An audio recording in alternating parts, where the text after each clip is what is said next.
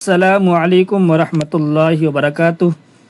بصیرت میڈیا کے پیارے ناظرین، سیرت مصطفیٰ صلی اللہ علیہ وسلم کے اس خوبصورت سفر میں آپ کا ایک بار پھر استقبال ہے۔ آج ہم رسول اللہ صلی اللہ علیہ وسلم کی زندگی کے اس دور میں داخل ہونے جا رہے ہیں جو بظاہر غم اور آزمائشوں سے بھرا ہوا تھا، لیکن حقیقت میں اللہ تعالیٰ اپنے محبوب صلی اللہ علیہ وسلم کو مستقبل کی عظیم ذمہ داری کے لیے تیار فرما رہے تھے۔ گزشتہ قسط میں ہم نے حضرت حلیمہ سعدیہ رضی اللہ عنہا کے بارے میں جانا تھا کہ رسول اللہ صلی اللہ علیہ وسلم نے اپنی ابتدائی عمر کا ایک حصہ بنو سعد میں گزارا۔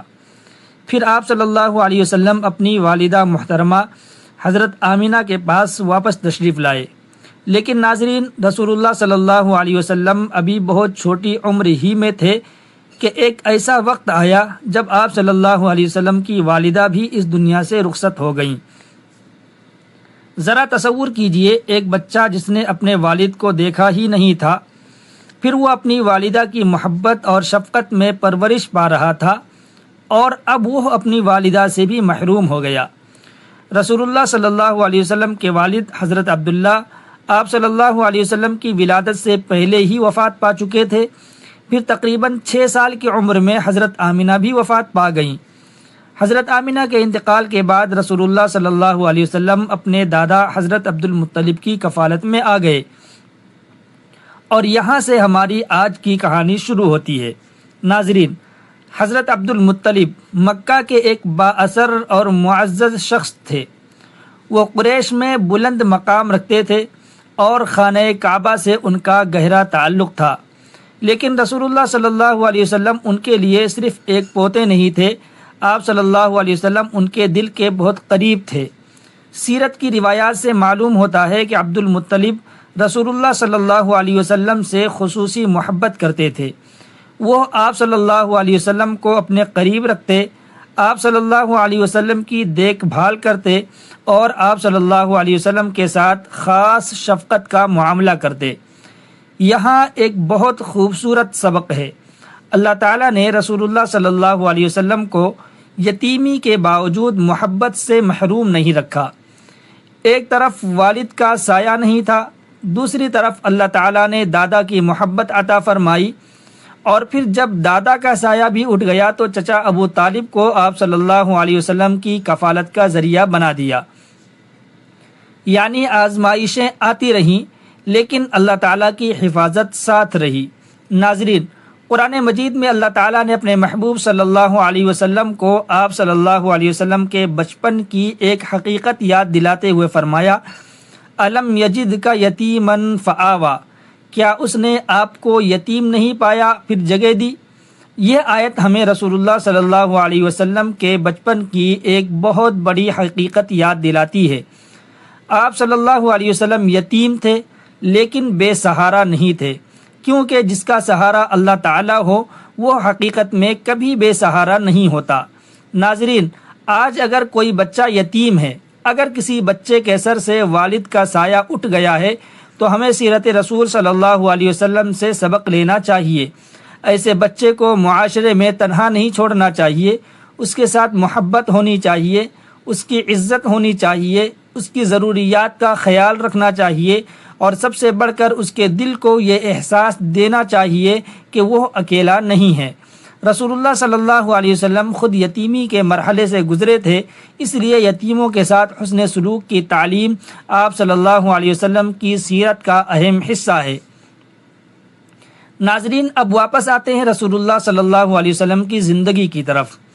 حضرت عبد المطلب رسول اللہ صلی اللہ علیہ وسلم کی کفالت کر رہے تھے، لیکن یہ تعلق زیادہ عرصہ قائم نہ رہ سکا۔ رسول اللہ صلی اللہ علیہ وسلم کی عمر تقریباً 8 سال تھی جب حضرت عبد المطلب بھی وفات پا گئے۔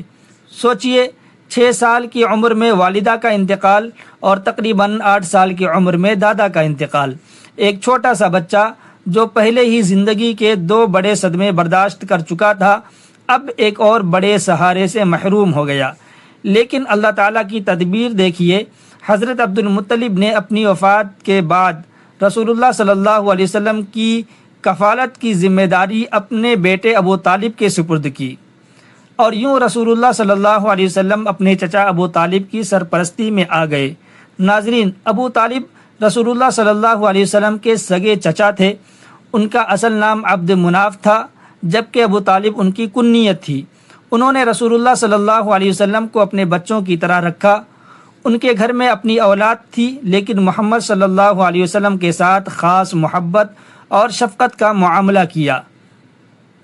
یہ بھی اللہ تعالیٰ کی حکمت تھی کہ رسول اللہ صلی اللہ علیہ وسلم کو بچپن اور جوانی کے ایک بڑے حصے میں ایسے شخص کی سرپرستی ملی جو آپ صلی اللہ علیہ وسلم سے گہری محبت کرتا تھا۔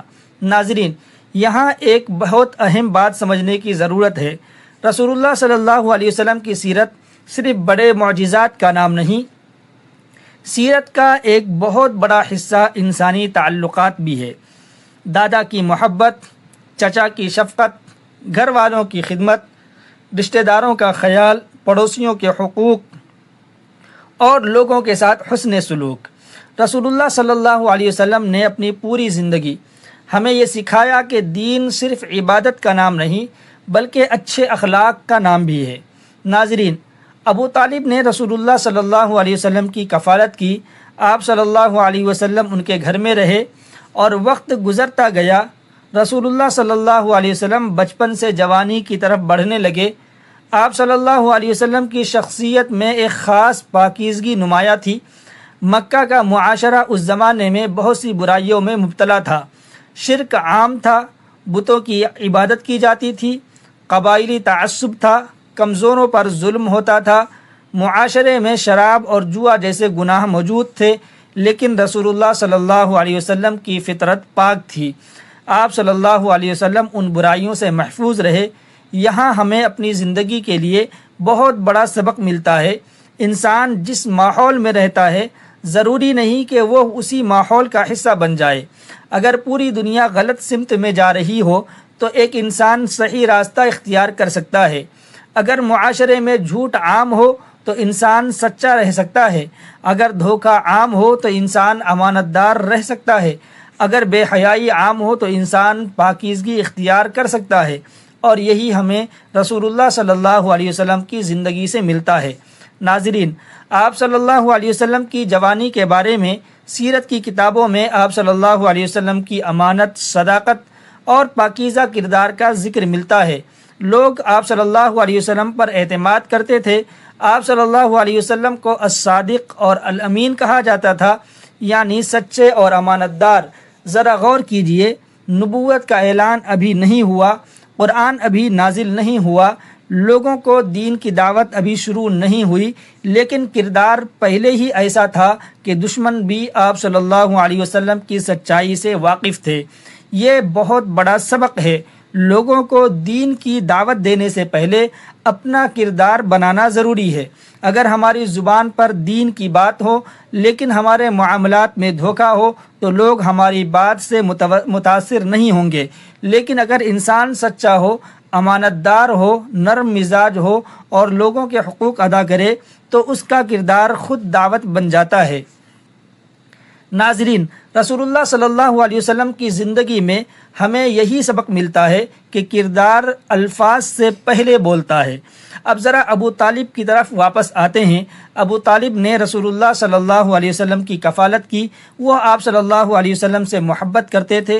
رسول اللہ صلی اللہ علیہ وسلم بھی ان کے ساتھ حسن سلوک فرماتے تھے۔ یہاں سے رسول اللہ صلی اللہ علیہ وسلم کی زندگی میں ایک نیا مرحلہ شروع ہوا۔ اب آپ صلی اللہ علیہ وسلم بچپن سے آگے بڑھ رہے تھے۔ آپ صلی اللہ علیہ وسلم جوانی کی طرف جا رہے تھے، اور جلد ہی آپ صلی اللہ علیہ وسلم کی زندگی میں تجارت کا مرحلہ آنے والا تھا۔ مکہ کے لوگ تجارت کرتے تھے۔ قریش کا ایک بڑا معاشی تعلق تجارتی سفروں سے تھا۔ مکہ سے شام کی طرف تجارت کے قافلے جاتے، دوسری طرف یمن کی طرف بھی تجارت ہوتی۔ رسول اللہ صلی اللہ علیہ وسلم نے بھی جوانی میں تجارت کے معاملات دیکھے، اور آپ صلی اللہ علیہ وسلم کی امانت اور سچائی نے لوگوں کا اعتماد حاصل کیا۔ ناظرین، لیکن آج کی قسط میں ہم تجارت کی تفصیل میں نہیں جائیں گے، کیونکہ وہ ہماری اگلی قسط کا موضوع ہوگا۔ آج ہم صرف اتنا سمجھ رہے ہیں کہ ایک یتیم بچہ جس نے کم عمری میں والدین اور پھر دادا کو کھو دیا، اللہ تعالیٰ کی حفاظت میں آہستہ آہستہ جوانی کی طرف بڑھ رہا تھا، اور آگے چل کر یہی محمد صلی اللہ علیہ وسلم مکہ کے سب سے قابل اعتماد انسان بننے والے تھے۔ پھر یہی محمد صلی اللہ علیہ وسلم اللہ تعالیٰ کے آخری نبی بننے والے تھے۔ پھر یہی محمد صلی اللہ علیہ وسلم دنیا کو قرآن کا پیغام سنانے والے تھے۔ پھر یہی محمد صلی اللہ علیہ وسلم لوگوں کو بتانے والے تھے کہ اصل کامیابی مال، طاقت اور خاندان میں نہیں بلکہ اللہ کی اطاعت میں ہے۔ ناظرین، یہاں ایک لمحے کے لیے اپنی زندگی پر نظر ڈالیں۔ ہم میں سے کتنے لوگ ایسے ہیں جو اپنی مشکلات کی وجہ سے ٹوٹ جاتے ہیں؟ کسی کے والد نہیں رہے، کسی کی والدہ نہیں رہیں، کسی کا کاروبار ختم ہو گیا، کسی پر قرض ہے، کسی کے گھر میں پریشانی ہے، کسی کو اولاد کی فکر ہے، کسی کو روزگار کی فکر ہے، کسی کو مستقبل کی فکر ہے۔ لیکن سیرت ہمیں بتاتی ہے کہ مشکل زندگی کا اختتام نہیں ہوتا۔ رسول اللہ صلی اللہ علیہ وسلم کی ابتدائی زندگی خود اس کی مثال ہے۔ مشکل حالات آئے لیکن اللہ تعالیٰ نے راستہ بنایا، اور کبھی کبھی انسان جس چیز کو نقصان سمجھتا ہے اللہ تعالیٰ اسی کے اندر مستقبل کی بڑی بھلائی رکھ دیتا ہے۔ اس لیے مشکل میں مایوس نہ ہوں، اللہ تعالیٰ سے تعلق مضبوط کریں، نماز قائم کریں، دعا کریں، حلال راستہ اختیار کریں اور صبر کریں۔ ناظرین، ایک اور بہت اہم بات، رسول اللہ صلی اللہ علیہ وسلم کی سیرت بیان کرتے وقت ہمیں جذبات کے ساتھ ساتھ احتیاط بھی کرنی چاہیے۔ ہمیں ہر مشہور قصے کو حقیقت سمجھ کر بیان نہیں کرنا چاہیے۔ سیرت میں بہت سی ایسی روایات بھی ملتی ہیں جن کی سند مضبوط نہیں، اس لیے بصیرت میڈیا کی اس سیریز میں ہماری کوشش ہوگی کہ جہاں واقعہ مضبوط اور معتبر روایت سے ثابت ہو اسے واضح انداز میں بیان کریں، اور جہاں کسی روایت میں اختلاف یا کمزوری ہو وہاں اسے قطعی حقیقت کے طور پر پیش نہ کریں، کیونکہ رسول اللہ صلی اللہ علیہ وسلم کی طرف کوئی بات منسوب کرنا معمولی معاملہ نہیں ہے۔ ہمیں آپ صلی اللہ علیہ وسلم کے بارے میں وہی بات کہنی چاہیے جس کے بارے میں ہمیں اطمینان ہو۔ ناظرین، آج کی قسط کا خلاصہ بہت آسان الفاظ میں سمجھ لیجئے۔ رسول اللہ صلی اللہ علیہ وسلم کے والد حضرت عبداللہ آپ صلی اللہ علیہ وسلم کی ولادت سے پہلے وفات پا گئے۔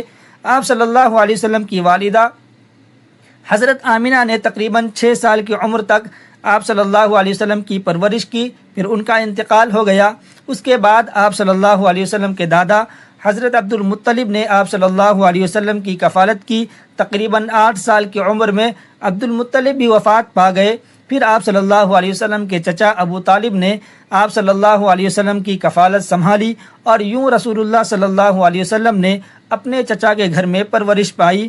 آگے چل کر آپ صلی اللہ علیہ وسلم کی سچائی، امانت اور پاکیزہ کردار مکہ میں مشہور ہوا، اور پھر ہماری سیرت کی کہانی ایک ایسے مقام پر پہنچتی ہے جہاں محمد صلی اللہ علیہ وسلم کی زندگی کا ایک نیا باب شروع ہوتا ہے۔